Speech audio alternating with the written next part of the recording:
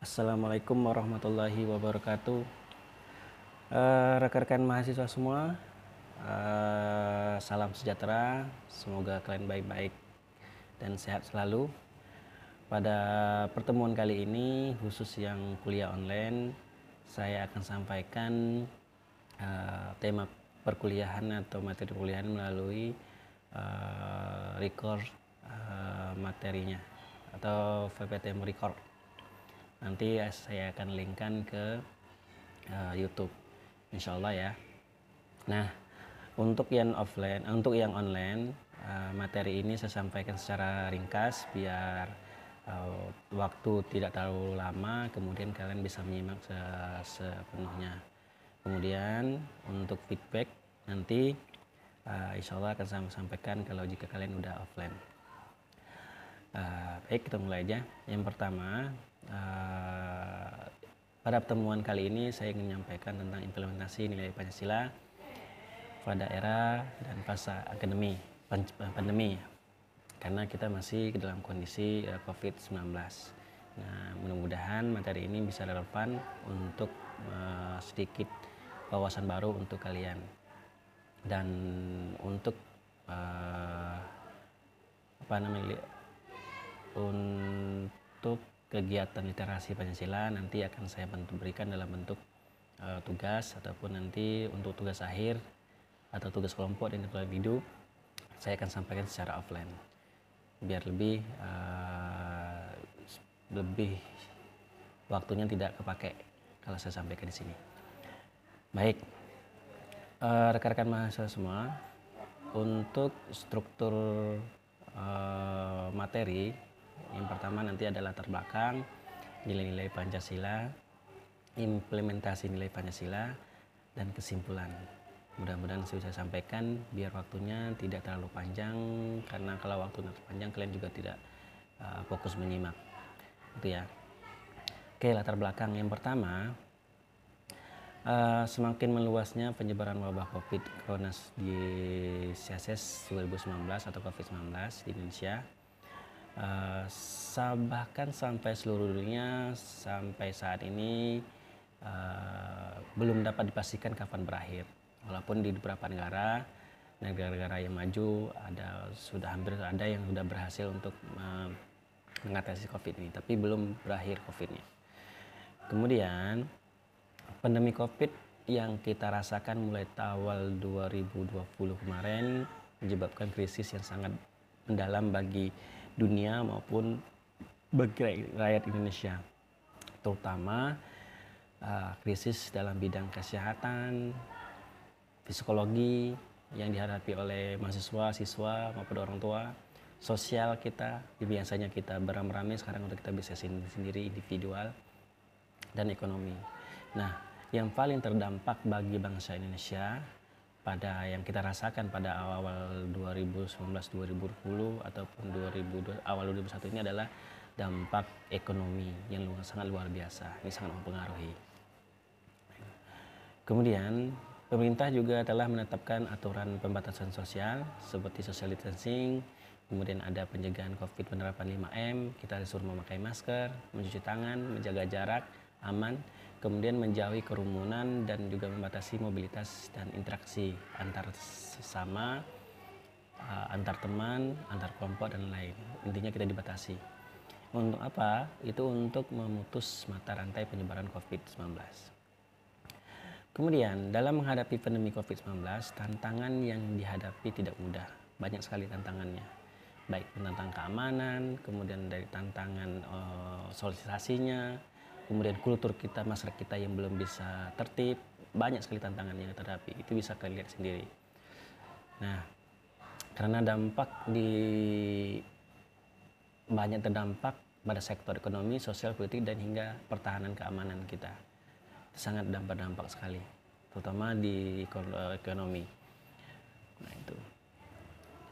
Kemudian memasuki dengan materi kuliah kita, Pancasila sebagai dasar ideologi negara Indonesia itu memiliki nilai-nilai yang menguatkan Indonesia sebagai bangsa, antara lain adanya persatuan, adanya solidaritas dan adanya gotong royong yang dibutuhkan dalam menghadapi pandemi global COVID-19.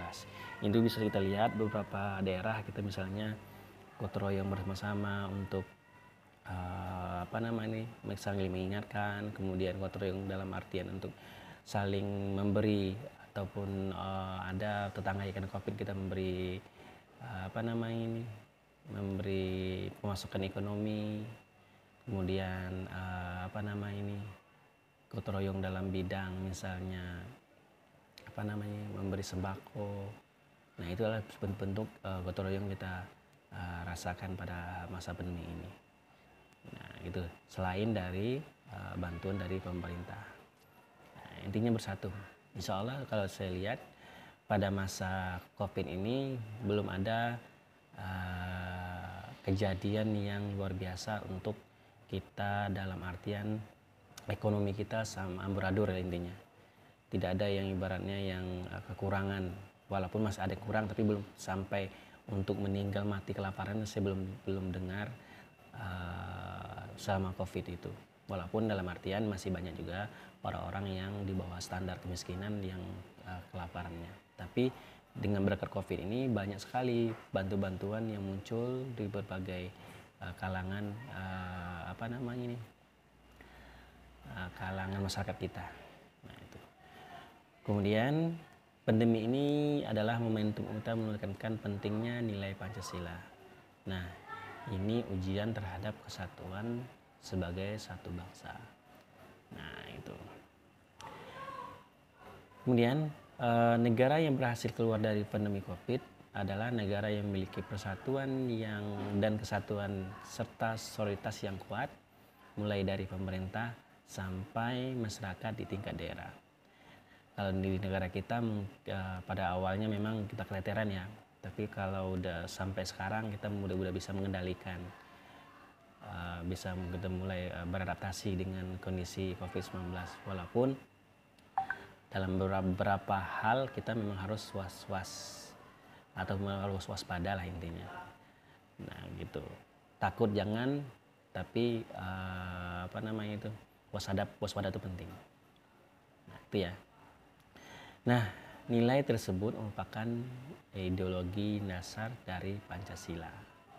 Nah, itu namanya Pancasila yang kita pelajarin akan teruji bila benar-benar sakti saat kita tetap utuh bersatu dalam keberagaman dan tidak goyah dalam menghadapi COVID.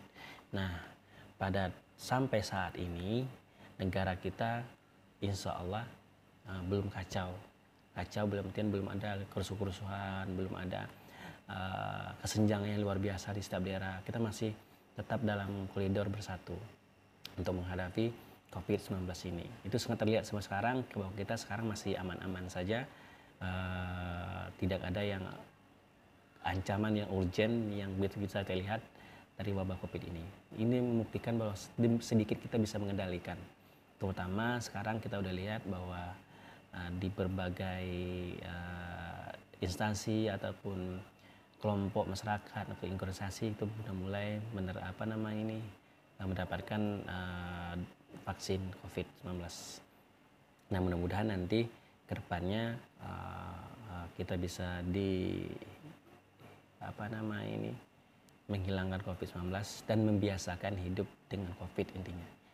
Menurut Bapak ini kedepannya tidak bakalan kemungkinan ini COVID tidak akan hilang, tapi kita harus biasa beradaptasi dengan mereka.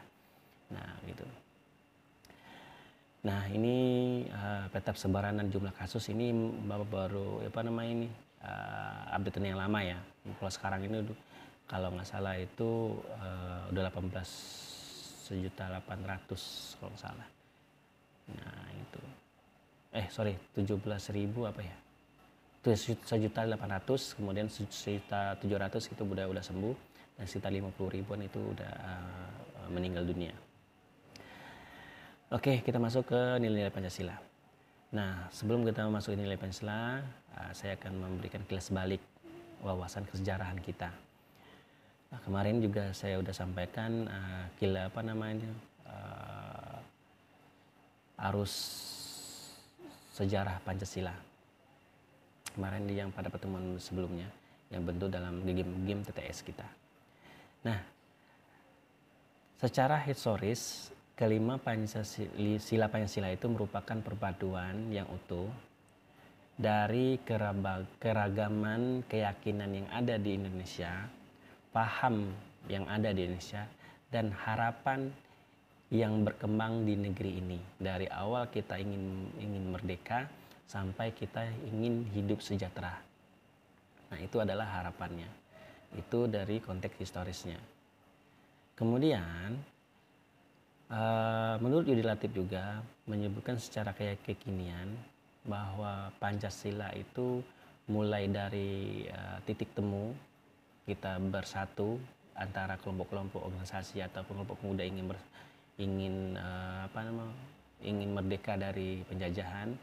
Kemudian ada titik tumpu bagaimana cara kita untuk merdeka. Kemudian setelah kita merdeka, setelah kita mendapatkan apa yang kita inginkan, baru kita menuju tujuan apa kita nanti setelah kita menyelesaikan atau setelah kita merdeka. Nah, itulah secara kekinian dikenal dengan titik temu, titik tumpu, dan titik tuju. Itu menurut Prof. Yudi Latif. Kemudian ada beberapa fase dalam lahirnya Pancasila. Pertama, ada fase perintisan di era sivil nasional, warga yang cinta terhadap negaranya. Kemudian pada awal abad 20 muncul gerakan anti kolonialisme, anti pada penjajahan. Kemudian ada lagi namanya ideologis Islamis, karena mayoritas kita memang dari dulu Islam kebanyakan. Kemudian ada nasionalis, kelompok nasionalis, yaitu orang yang sangat cinta terhadap negaranya. Kemudian baru ada kelompok Marxis. Kemudian pada masa perumusan itu pembentukan BPKI, persidangan BPKI itu pada tanggal 1 Juni, pidato yang disampaikan oleh Soekarno tentang Pancasila yang merupakan menjawab pertanyaan Ketua BPKI tentang dasar negara Indonesia untuk merdeka. Itu lahirlah lumusan Piagam Jakarta. Setelah Piagam Jakarta, kemudian baru pada 22 18 Agustus ini Piagam Jakarta disepakati untuk berganti menjadi Pancasila. Kemudian fase pengesahan konsensus, ada kesepakatan. Nah, ini ada titik pertujuan. Kesepakatan itu adalah kesepakatan yang diwakili oleh semua golongan yang ada di Indonesia secara nasional terhadap berbagai rumusan tentang dasar negara Indonesia yang disahkan dalam Undang-Undang 1945 sebagaimana dimuat di dalam pembukaan Undang-Undang Dasar 45. Nah, itu.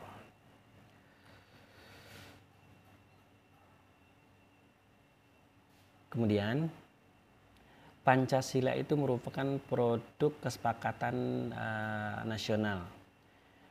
Awalnya adalah sidang BPKI pertama pada dasar negara Indonesia kelak merdeka, itu disampaikan oleh konsep Muhammad Yamin, konsep Supomo.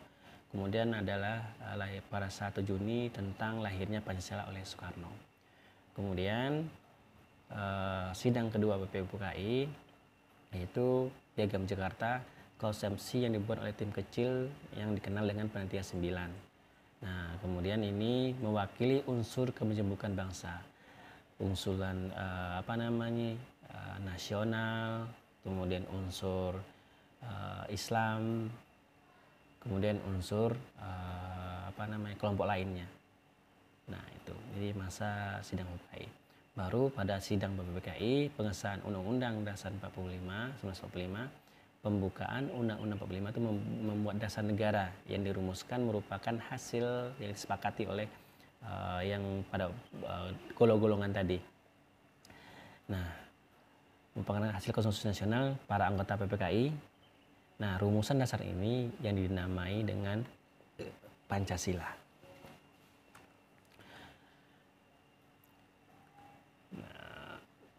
Dilihat dari lahirnya Pancasila 1 Juni, ada berapa filsuf. Yang pertama adalah landasan atau historisnya ya, landasan ideologisnya itu filsuf Groendslang, itu memuat tentang kemerdekaan bangsa kita, kemudian kedaulatan rakyat, itu sila pertamanya. Yang kedua, sila kedua adalah asas teologis, negara berketuhanan dan berkeradaban, intoleransi antar berumat beragama, Islam, Protestan, Katolik, Hindu, Buddha, dan Konghucu. Kemudian dasar bentuk negara adalah national states atau negara kesatuan Republik Indonesia. Kemudian dalam bentuk prinsip ekonomi politik, kita adalah ekonomi kesejahteraan dan berkeadilan. Kemudian politik adalah sistem kita adalah sistem demokrasi. Dan yang terakhir adalah asas sosiologisnya, itu adalah musyawarah dan gotong royong. Nah, gitu. Ini akhirnya ada gitu.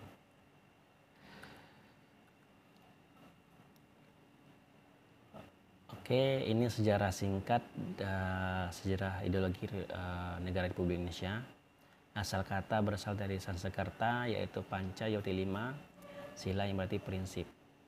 Nah, Pancasila kini alasan utama kenapa ditetapkan 1 Juni itu sebagai hari lahirnya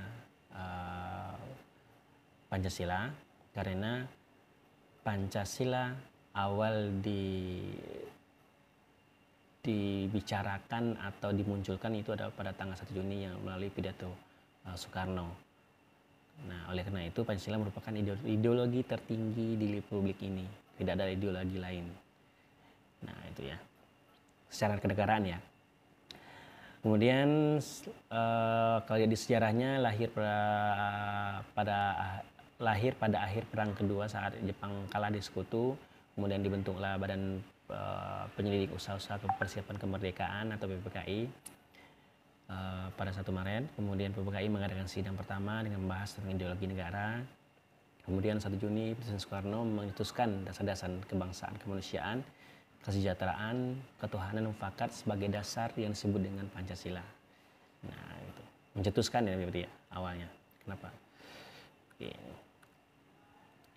Ini sejarah singkat perjalanan ideologi. Pertama, proklamasi yang awal kemerdekaannya kita menggunakan Undang-Undang 45, kemudian pada 1949-1950 Konstitusi Republik Indonesia Serikat atau Undang-Undang UUD sementara, kemudian 1959 itu Dekret Presiden 5 Juni kembali ke Undang-Undang 1945, kemudian di Orde Baru doktrin melaksanakan Pancasila dan Undang 45 secara resmi, murni dan konsensus.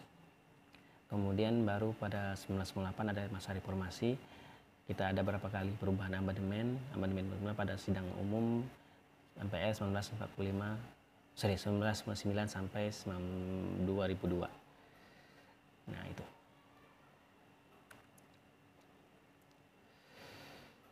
Oke, ini sedikit pengenalan Pancasila.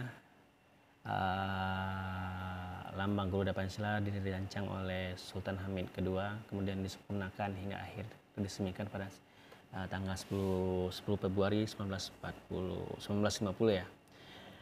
Ini jumlah ini nanti silakan dibaca sendiri. Nah, kita masuk pada sila tentang nilai-nilai Pancasila. Kalau sila pertama itu ketuhanan yang Maha Esa, itu bagaimana kita menjalin saling toleransi, saling menghormati kepercayaan masing-masing dan membina kerukunan antar umat agama. Ini yang diinginkan oleh sila pertama. Yang sila kedua, kemanusiaan yang adil beradab, kita saling mencintai dan menumbuhkan rasa tamasa serta menjunjung tinggi sikap kemanusiaan. Kalau tidak, kita tidak mengambil hak orang lain lah, intinya seperti itu. Yang ketiga, Persatuan Indonesia, kita menempatkan persatuan asas Bhinneka Tunggal Ika, bersatu-satu kita bersatu-satu tapi tetap sama, berbeda-beda tetap satu, sorry. Nah, di atas kepentingan pribadi dan golongan. Nah, itu. Kemudian yang keempat, kita menjunjung tinggi asas kekeluargaan, yaitu dalam bentuk musyawarah yang dilakukan dengan hati nurani, tidak berpecah-pecah. Sila kelima, keadilan sosial bagi seluruh rakyat Indonesia, mengembangkan perbuatan adil yang mencerminkan nilai luhur, kekeluargaan, dan gotong royong. Nah, itu.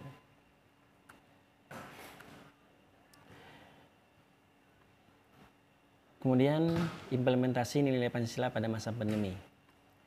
Nilai-nilai Pancasila semakin relevan dengan situasi dan kondisi saat ini, di mana Indonesia sedang menghadapi yang namanya pandemi yang berdampak di berbagai aspek.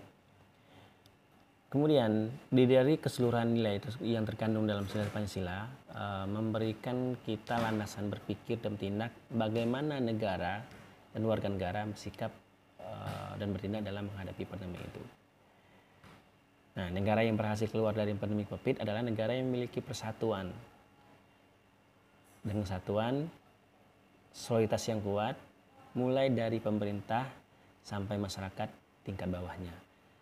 Dan nilai-nilai tersebut merupakan nilai dasar dari ideologi, utama dari sila ketiga, gotong royong, solidaritas. Kalau tidak ada kita rasa solidaritas dan kebersamaan, COVID-19 tidak akan bisa terkendalikan. Nah, itu karena kita. Oke. Sila pertama mengajarkan nilai keimanan kepada takdir Tuhan. Manusia boleh berencana, tapi hasil akhir di tangan Tuhan Yang Maha Esa. Wabah COVID adalah bagian dari ujian dalam kehidupan yang harus semakin menyadarkan kita tentang kekuatan di luar kekuatan manusia. Nah, religiusitas ini harus semakin kuat di masa-masa pandemi. Kita meyakini bahwa wabah ini adalah ujian bagi kita, maka sebisa mungkin kita harus menghadapi. Nah, dengan itu kita perbanyak komunikasi kita dengan pencipta kita. Yang kedua, di saat pandemi, empati dan tanggung jawab kemanusiaan benar-benar diuji membentuk satu kesadaran bahwa kita tidak hidup sendiri dan berkewajiban untuk saling menjaga agar wabah tidak menyebar. Nah, ini yang sebut kita 5M itu. Ada kita kesadaran. Disiplin protokol kesehatan menjadi tanggung jawab yang sangat dibutuhkan, dan itulah makna kontekstual dari sila kedua Pancasila. Kemudian, empati kemanusiaan haruslah melahirkan persatuan dan gotong royong, solidaritas untuk menyelesaikan masalah. Tidak bisa sendiri-sendiri. Kebersamaan dan kolaborasi ini yang akan mempercepat penanganan pandemi di Indonesia, terutama di Kabupaten Bungo ya. Saling bantu, berbagi, kolaborasi tanpa melihat kita ini orang kaya, miskin, suku mana, dari mana, agamanya apa. Ini adalah esensi dari sila ketiga Pancasila. Kemudian esensi sila keempat, kebijaksanaan pemimpin dan elit politik, ini para pejabat, dibutuh untuk menghasilkan kebijakan negara yang benar-benar berorientasi dalam kepentingan rakyat, dalam menangani pandemi dan berdampaknya pada berlangsungnya kehidupan. Tidak ada yang boleh mengambil untung moral, menyalahgunakan kekuasaan, serta otoriter di tengah kesulitan rakyat. Nah, ini sila keempat ini sangat banyak kali problemnya. Kita belum melihat ini dari yang dilihat oleh para pejabat kita. Satu contohnya adalah korupsi masih tidak terbendung, masih ada juga yang korupsi selagi kita pandemi, lagi kondisi wabah COVID. Nah, itu masih kepedulian pejabat kita pada pada masyarakat juga belum terlihat. Walaupun masih ada pejabat-pejabat yang masih mempedulikan rakyatnya. Nah, ini segelintiran oknum lah, intinya belum ada peduli di sana. Nah, esensi sila kelima, organisasi mewujudkan kesejahteraan sosial harus menjadi panglima dari setiap komponen negara, bukan kesejahteraan elit, penguasa, dan pemilik modal. Nah itu, jadi dalam masa pandemi ini kita penting yang namanya mempedulikan orang lain. Hak-hak kita yang dilindungi oleh negara harus dikembalikan kepada rakyatnya. Kemudian para yang elit, pengusaha dan pemilik modal juga tidak bisa sendiri, dalam artian mereka harus juga mempedulikan masyarakat sekitar yang membutuhkan bantuan dari mereka yang lebih mempunyai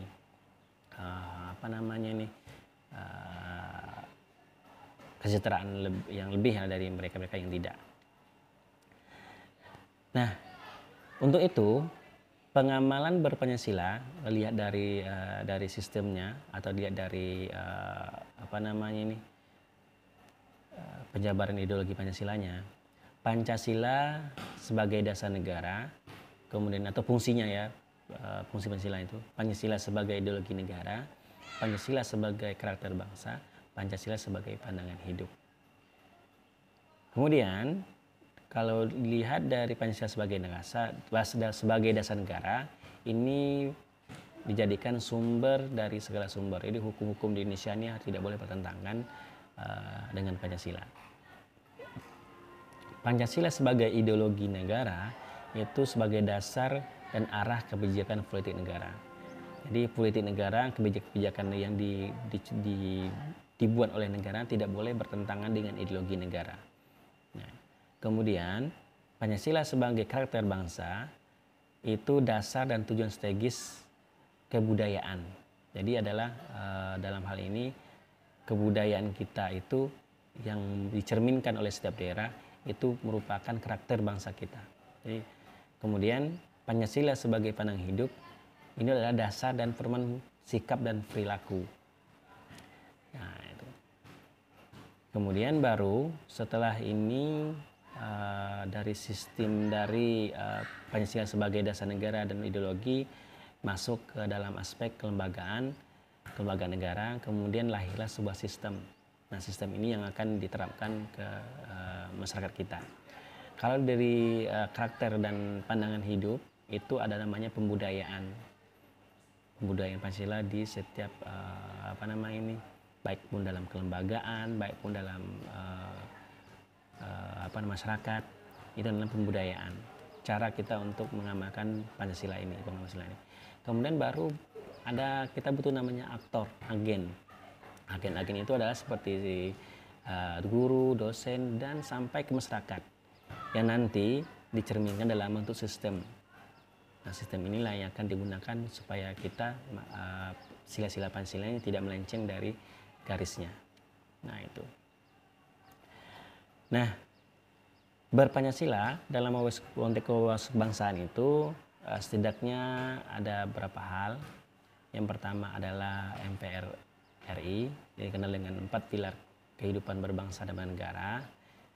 Itu juga sama, Pancasila, UUD, NKRI, dan Bhinneka Tunggal Ika. Kemudian kalau di Lembaga Ketahanan Nasional itu 4 konsensus dasar negara. Kemudian kalau di Kementerian Pendidikan dan Kebudayaan itu kurikulum 2013 mata pendidikan Pancasila dan kewarganegaraan. Nah, itu. Tantangan berpancasila. Yang pertama, belum mantapnya pendidikan karakter dan budi pekerti. Nah, ini PR besar, baik pun dari tingkat sekolah dasar maupun sampai perguruan tinggi. Ini belum maksimalnya. Ini saya sangat merasakan ini susahnya untuk menerapkan mata kuliah Pancasila dalam bentuk pendidikan karakter dan budi pekerti. Karena saya bisa menyampaikan di segi pendidikan, tapi di luar juga harus peran dari stakeholder lain juga ada, kayak rumah, lingkungan, dan lain-lain. Ini masih lemahnya. Kemudian masih lemahnya pemahaman dan pengamalan nilai-nilai agama kita. Nah, agama kita masih belum terlalu mendalam, dalam artian belum memahami konteks agama yang kita pelajari. Nah, gitu, baik buruknya belum kita pelajari. Ya, agama itu hanya sekedar identitas. Nah, tapi perilaku dalam agama itu belum kita cerna secara baik-baik. Nah, saya sekarang merasakan itu. Kemudian belum kukuhnya kerukunan umat beragama, masih ada geser-geser antara agama kita di Indonesia. Kemudian rendahnya budaya literasi. Nah, ini PR sangat besar ini, termasuk saya juga ini. Nah, itu ini yang luar biasa. Kemudian belum optimalnya peran keluarga dalam memberi contoh atau pemahaman tentang nilai-nilai Pancasila. Ini lemahnya ini masalah problemnya tentang program pendidikan, karena sebagian besar di daerah mungkin itu pendidikan kita kan belum terlalu tinggi. Tamatan SD SMP itu masih banyak, tapi belum sampai ke tingkat yang lebih tinggi lagi.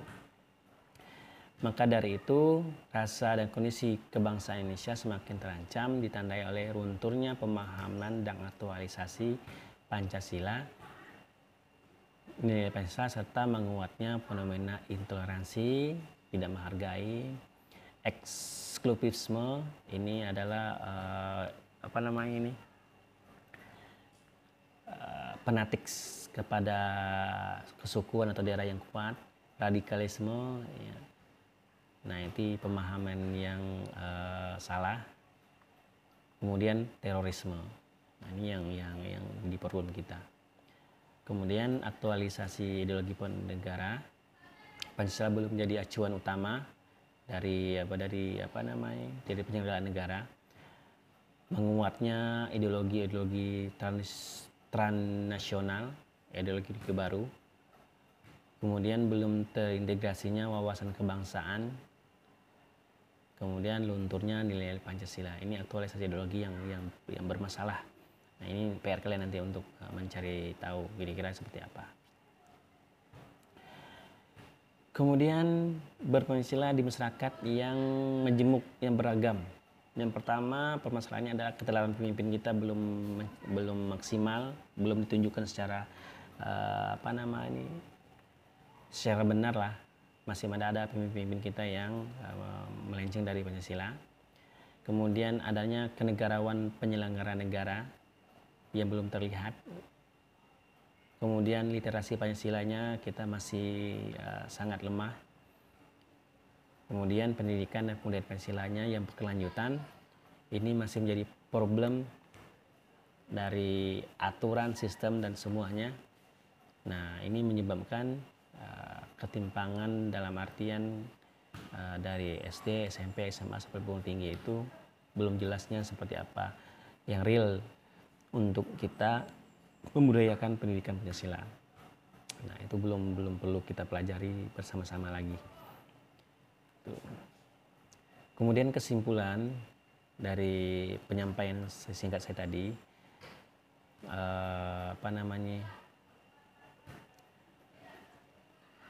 yang pertama, 70 tahun yang lalu Bung Karno dalam pidatonya mengatakan negara Indonesia yang kita dirikan adalah negara gotong royong. Karena berkat kolaborasi setiap stakeholder, founding father kita, Indonesia kita merdeka dari penjajahan. Hal tersebut masih relevan dalam konteks kekinian terkait dengan pandemi COVID-19. Jadi masih gotong royong yang kita hadapi, yang kita lihat dalam mengatasi pandemi itu masih terlihat sampai sekarang. Kemudian nilai gotong royong yang dikobarkan Bung Tono itulah yang saat ini sangat dirasakan oleh tengah-tengah masyarakat. Nah, menghadapi wabah COVID-19 membutuhkan persamaan, persatuan, dan kesatuan sehingga tidak terpecah belah dalam menyikapi upaya penanganan COVID-19. Dalam konteks awal COVID ini muncul, mungkin kita masih terpecah dalam arti segi komunikasi, pemerintah pusat dan pemerintah daerah, belum sinkronnya aturan, ini sedikit kewalahan, tapi lama-kelamaan semua mulai terintegrasi. Nah, semua ini adalah implementasi nilai-nilai yang terkandung dalam Pancasila. Salah satunya adalah sila persatuan, kemudian gotong royong sila kelima. Nah, gitu. Oke, untuk yang pada penyampaian singkat ini saya cukupkan sekian. Mudah-mudahan penjelasan singkat saya bisa masuk ke pemikiran kalian. Nanti setelah offline lebih jelas kita akan berdiskusi. Nah, setidaknya tentang Pancasila di mata anak muda saat ini. Dan karena ini offline, saya juga kuliah online, jadi singkat materi saya sampaikan. Kemudian silakan diperhatikan kalau perlu nanti ada catatan singkat dari kalian pada pertemuan kali ini. Terima kasih untuk sudah menyimak. Kemudian sampai ketemu pada kuliah offline di minggu berikutnya. Assalamualaikum.